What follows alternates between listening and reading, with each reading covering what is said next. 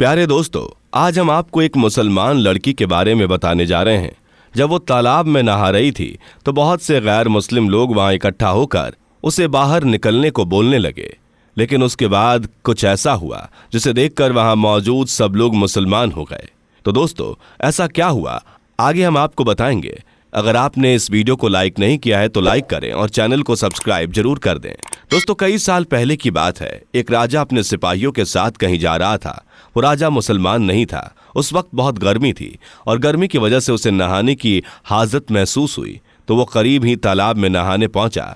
वहां जाकर क्या देखता है कि तालाब में पहले से ही कुछ लड़कियां नहा रही थीं, क्योंकि वो तालाब लड़कियों के नहाने के लिए था। लड़कियों ने जब राजा को तालाब के पास आते देखा तो फौरन ही तालाब से बाहर निकल आईं।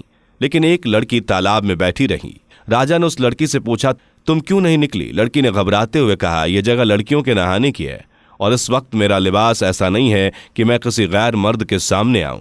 लड़की के मुंह से यह बात सुनकर राजा की शैतानी हवस जाग उठी। उसने कहा, मैं राजा होने के नाते तुम्हें हुक्म देता हूं कि ऐसे ही तालाब से बाहर आओ, मैं तुम्हें देखना चाहता हूं। लड़की उसका हुक्म सुनकर परेशान हो गई और बोली, रहम करें, मैं मुसलमान हूं, मेरे मजहब में पर्दा है, आपको खुदा का वास्ता यहां से चले जाएं। यह जगह लड़कियों के नहाने की है, इसलिए मैं यहां नहाने आ गई, वरना नहीं आती। राजा ने गौर किया कि वो लड़की तालाब में है। वो इन सब लड़कियों में सबसे ज्यादा खूबसूरत है। उसने कहा, तुम अभी मेरे सामने बाहर आ जाओ। अगर तुम मुझे पसंद आ गई तो मैं तुम्हें महल ले चलूंगा, अपनी खनीज बनाऊंगा।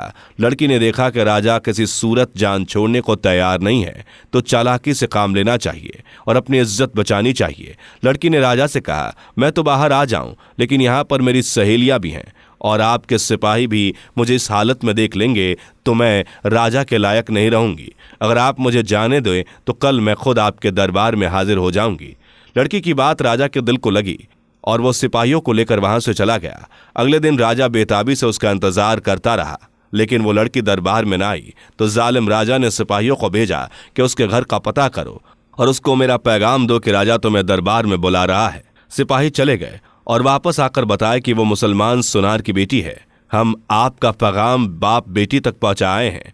राजा दूसरे दिन भी इंतजार करता रहा, लेकिन लड़की ना आई। राजा को बहुत गुस्सा आया, उसकी बेचैनी बढ़ती जा रही थी। अगले दिन जालिम राजा ने सिपाहियों को हुक्म दिया कि जाओ उन दोनों बाप बेटे को गिरफ्तार करके मेरे सामने हाजिर करो। सिपाही फौरन रवाना हुए।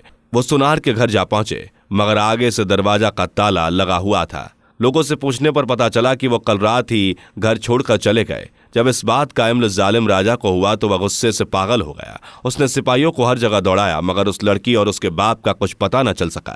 फिर उसने सल्तनत में ऐलान करवा दिया कि जो उस सुनार और उसकी बेटी का पता लगाएगा उसे 1 किलो सोना इनाम में दिया जाएगा। लेकिन फिर भी कुछ हासिल न हुआ, लड़की का कोई पता न चल सका। तो उसने अपने साथ वाले इस्के के राजाओं को खत लिखा और उस लड़की और उसके बाप को ढूंढने की दरख्वास्त करके मदद मांगी, लेकिन वहां भी कुछ ना पता चला। ऐसा लगता था उस लड़की को जमीन निगल गई या आसमान खा गया। एक रात वो जालिम राजा सोया हुआ था तो उसको ख्वाब आया कि जिसमें दरिया के किनारे एक झोपड़ी नजर आई। राजा झोपड़ी को देखकर हैरान होता है कि ये इस वीराने में किसकी झोपड़ी है। ये देखने के लिए उस झोपड़ी के पास गया, अंदर दाखिल हो गया तो उसे एक दाढ़ी वाले बुजुर्ग नजर आए। उन बुजुर्ग के साथ एक लड़की बैठी हुई थी। इससे पहले कि राजा लड़की का शक्ल देखता उसकी आंख खुल गई। राजा समझ गया कि ये वही बाप बेटी हैं जो इस झोपड़ी में छुपे हुए हैं। वो उस इलाके को जानता था। अगली सुबह उसने सिपाहियों का दस्ता तैयार किया और सीधा दरिया के किनारे उसी जगह पर पहुंच गया जो उसके ख्वाब में नजर आई थी। झोपड़ी के पास पहुंचकर उसने सिपाहियों को वहीं रुकने का हुक्म दिया और खुद झोपड़ी के अंदर चला गया।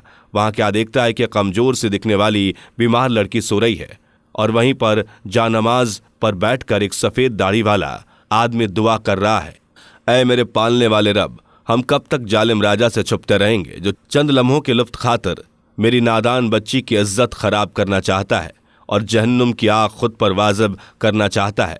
या अल्लाह, उसको हिदायत फरमा, उसके दिल में अपनी मोहब्बत पैदा करके उसके लोग उससे डर कर ना रहें, बल्कि उसके होते खुद को महफूज जाने।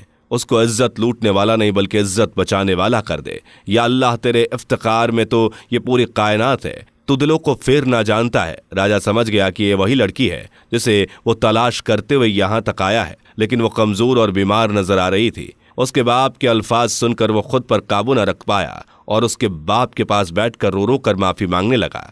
मेरी वजह से आप पर इतनी मुसीबतें और तकलीफें आई हैं। अगर आपको वीडियो पसंद आ रही हो तो इसे लाइक करते रहें। मेरी आंखें खुल गई हैं, मुझे माफ़ कर दे। फिर बादशाह ने उन दोनों को पूरे एजाज और इज्जत के साथ महल में बुलाया और लड़की के बाप से कहा, मैं ऐलान करता हूं कि मैं अल्लाह और उसके रसूल सल्लल्लाहु अलैहि वसल्लम पर ईमान लाया है और मुसलमान हुआ, और अब अगर आप इजाज़त दे तो मैं आपकी बेटी से निकाह करके इसे अपनी बीवी बनाना चाहता हूं। बाप ने बेटी की रजामंदी जानकर उसकी शादी उस बादशाह से करा दी।